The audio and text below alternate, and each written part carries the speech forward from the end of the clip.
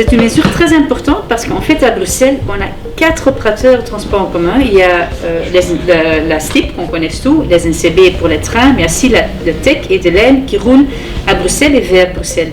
Et pour les voyageurs qui viennent de juste autour de Bruxelles, pour venir à Bruxelles, parfois ils avaient besoin de 2 ou 3 billets.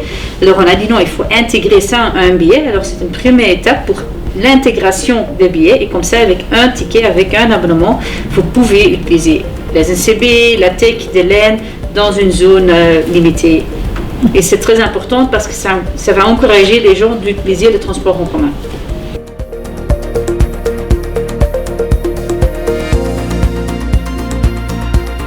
Le Brupass, c'était pour faire en sorte qu'avec un billet, vous pouvez utiliser plusieurs opérateurs. Il ne faut pas changer de billet.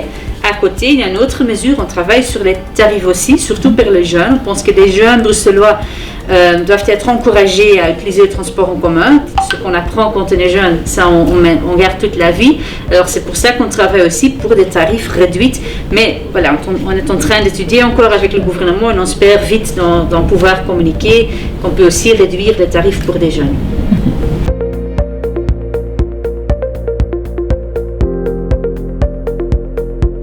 Alors en fait, la raison pourquoi l'on fait, c'est la sécurité routière. Il y a chaque an beaucoup des accidents à Bruxelles, des accidents avec des personnes qui sont tuées dans le trafic, des enfants, des adultes, et aussi des gens qui sont blessés graves. Alors on a dit à Bruxelles, on veut Vision Zero. Ça veut dire on veut 0 blessés graves et 0 morts dans notre trafic vers 2030. Alors il faut des mesures pour ça. Une mesure très importante, c'est la ville 30. Et ce qu'on fait avec la ville 30, c'est dire que voilà, dans les quartiers où les gens habitent, où nos enfants sortent pour aller à l'école, où les personnes âgées vont se promener, là il faut qu'on roule un peu moins vite, à 30 à l'heure.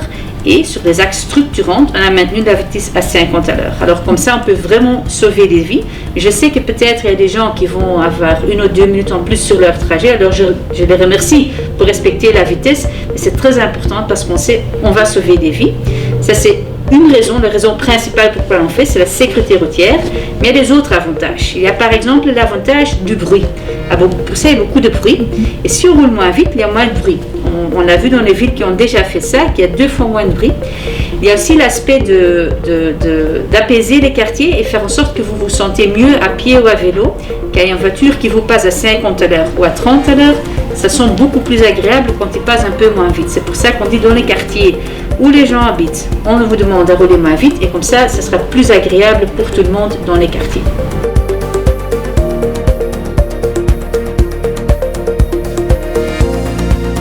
Alors, au niveau des coûts, évidemment, perdre des vies, ça nous coûte aussi. Et ça, c'est important. Alors, normalement, voilà, ça c'est le but. Évidemment, on fait des investissements pour adapter les routes parce que c'est une chose de dire voilà, à partir de maintenant c'est 30, mais c'est mieux d'adapter les rues, faire en sorte qu'il y a des casse-vitesses et que les rues sont construites de manière que ça invite à rouler moins vite. Alors ça c'est important qu'au moment qu'on va renouveler des rues, on pense chaque fois comment est-ce qu'on peut faire en sorte que la vitesse diminue. Au niveau écologique aussi, on sait une rue ou un quartier où c'est plus sûr, les gens vont plus vite marcher ou rouler à vélo. Alors ça aussi c'est bon pour le modal shift qui est évidemment bien aussi pour le changement et le climatique évidemment. Ceci bien pour la santé des gens. Si on marche mieux, si on va marcher pour plus souvent ou rouler à vélo, c'est aussi bon pour la santé. Il y a beaucoup à gagner.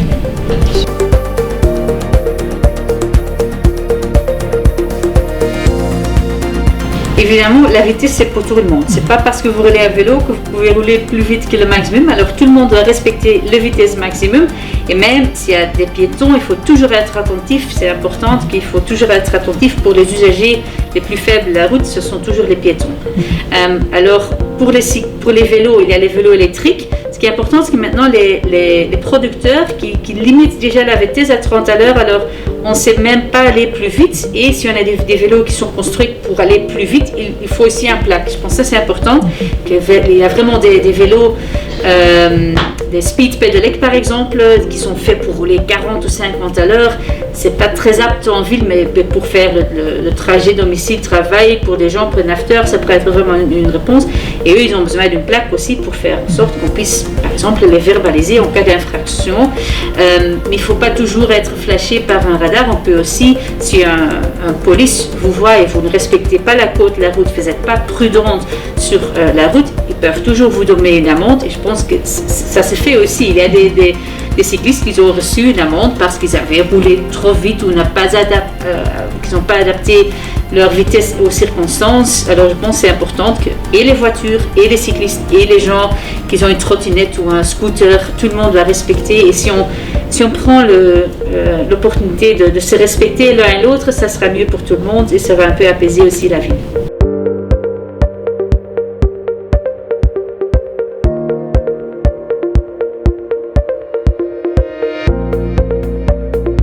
Alors, ce qui est important, c'est dans l'esprit d'une zone qui est d'abord construite pour des piétonnes. Et ça, c'est important, on est tous piétonnes. Même quand on sort de son voiture, on devient piétonne pour aller et faire en sorte que la ville est agréable pour les piétons. C'est bon pour les piétons, pour la ville, mais aussi pour le commerce local, parce que les piétons, les cyclistes, ils rentrent plus vite dans des petits magasins. Alors, c'est bon aussi pour le commerce local.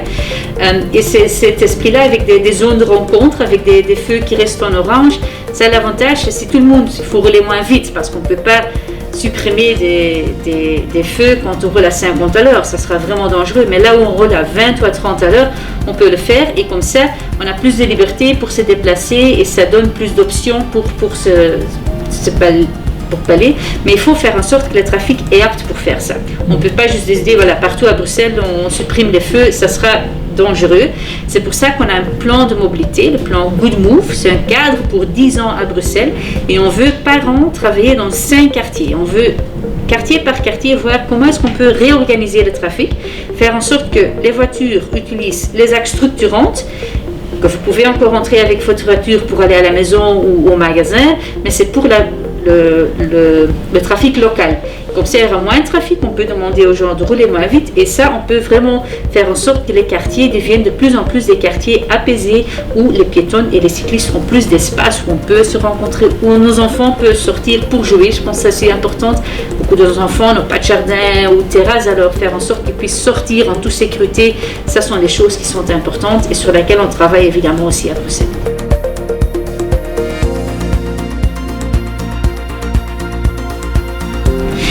Pour l'instant, Bruxelles est surtout encore Bruxelles est en train de changer. La moitié des ménages à Bruxelles n'a pas de voiture. C'est quand même quelque chose d'étonnant. On voit de plus en plus les gens qui partagent une voiture entre familles ou avec des systèmes comme Cambio. Voilà, il y a plusieurs systèmes de partage de voitures, ce qui est intéressant.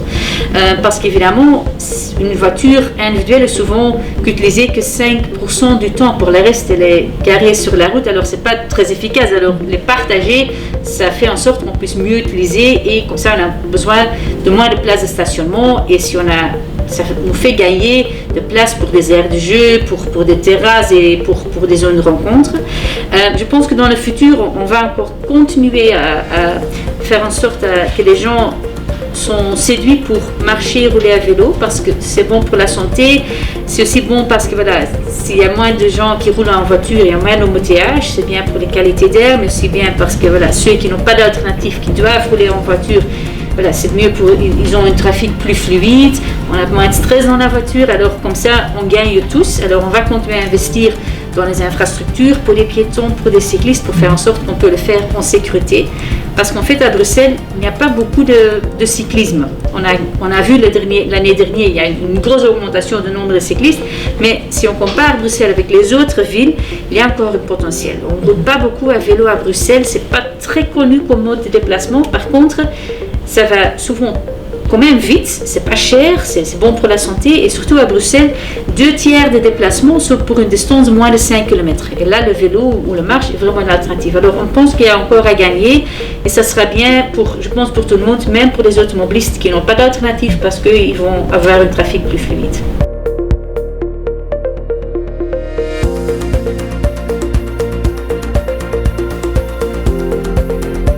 Alors, tout d'abord, peut-être dire, pour nous, le but n'est pas d'avoir des amendes. On veut que les gens respectent les règles, alors on veut surtout que les gens respectent les règles et qu'on peut éviter que les gens ont des amendes.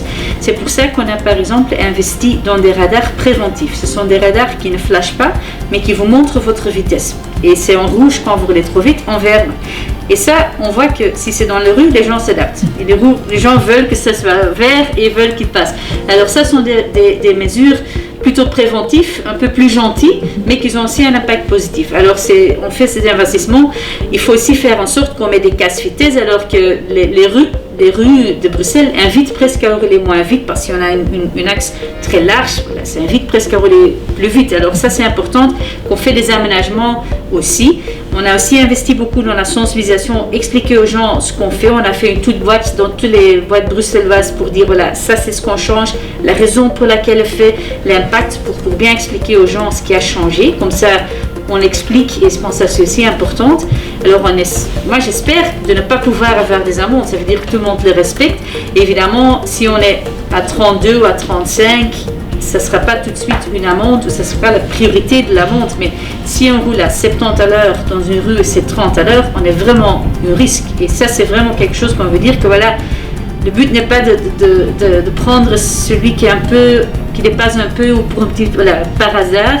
Non, le but c'est, il y a vraiment des chauffards, des rodéos qui sont dans les rues, mais ça c'est vraiment dangereux.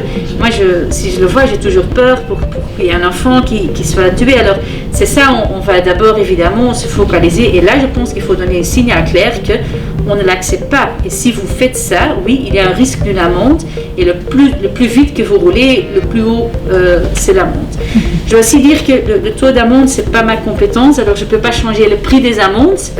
Mais je comprends que les gens disent voilà, c'est beaucoup. Et c'est pour ça qu'on veut que les gens...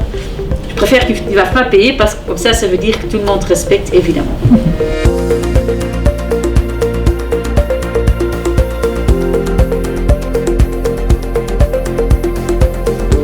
Je trouve ça une excellente question. C'est la première fois que j'ai cette question, mais je pense que c'est vrai, vous avez raison, parce qu'en fait, il y a des assurances qui demandent plus à Bruxelles, parce qu'il y a plus de violence sur les voitures. Alors, c'est une zone à risque et voilà, peut-être c'est l'impact. Évidemment, les assurances sont des sociétés privées, je ne peux pas leur dire il faut faire ça, mais je pense que c'est intéressant parce que si les chiffres montrent qu'il y a moins d'accidents, ça pourrait être le résultat parce qu'il y a des adaptations qui seront faites et c'est sûrement quelque chose ce que je vais discuter avec eux pour voir comment ils le vont parce que je pense que c'est important de donner aussi ce signal qu'il y a un avantage aussi au niveau de prix pour les usagers. Alors, je les souhaite tous une bonne nouvelle année. Je pense que 2021, on peut de nouveau faire revivre notre ville, que les touristes vont revenir, que les gens puissent de nouveau sortir, qu'on a plus de couvre-feu, qu'on peut de nouveau profiter de notre ville. Et j'espère que ça pourrait être une ville plus apaisée, plus agréable. Comme ça, on a tous aussi envie de venir à Bruxelles et dire que voilà, oh, je vais à Bruxelles, c'est agréable, là, j'ai envie d'y sortir, j'ai envie de faire une terrasse ou manger quelque chose, un petit restauration. Alors comme ça, on peut vraiment refaire Bruxelles et je pense que faire en sorte que les quartiers soient apaisés, sûrs et agréables fait partie de ce plan de relance.